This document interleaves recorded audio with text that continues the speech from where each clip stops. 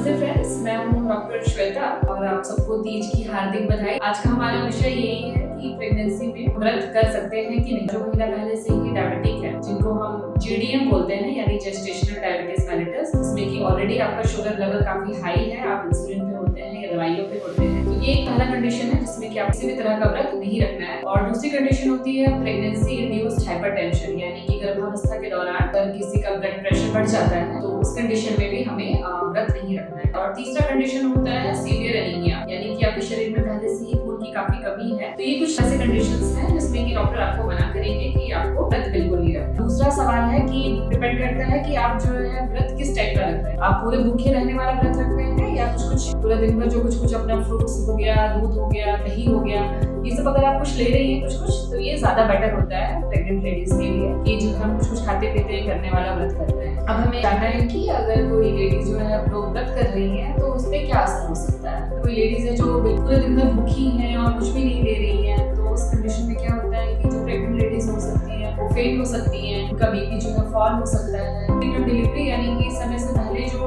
Delivery का जो दर्द होता है तो वो काफी ज्यादा रिस्क बढ़ जाता है व्रत के टाइम पे। तो हमें इन सब चीजों का बहुत ध्यान रखना है। तो अब आता है कि व्रत के दिन क्या करना है। हमें अपने एक्सर्शन से बचना चाहिए और एडिक्वेट रेस्ट यानी कि काफी आराम की जरूरत होती है, क्योंकि बॉडी में ऑलरेडी कैलोरी डेफिसिट होती है, तो पहले से ही कम होता है। उस कंडीशन में अगर हम ज्यादा काम कर लेंगे तो हमारे बच्चे पे और हम पे असर हो सकता है। तो इसलिए खासकर आपको ध्यान रखना है, पिछले दोपहर के टाइम में जो है धूप में बाहर निकलने से बचना चाहिए। एक साथ खाना खाने से हमें बचना चाहिए, हल्का हल्का करके हमें व्रत भूलना चाहिए। पौष्टिक चीजें इंक्लूड करनी है उसमें। व्रत के दिन पे बहुत ज्यादा कैफीन जैसे कि जो चाय और कॉफी में मौजूद होता है वो सब चीजों को लेने से बचना चाहिए, क्योंकि ये सारी चीजें जो होती हैं और ज्यादा डिहाइड्रेशन कर सकती हैं और माँ और बच्चे पे दोनों पे असर कर सकती है। तो मेरा ये एक छोटा सा वीडियो था आज तीज के मौके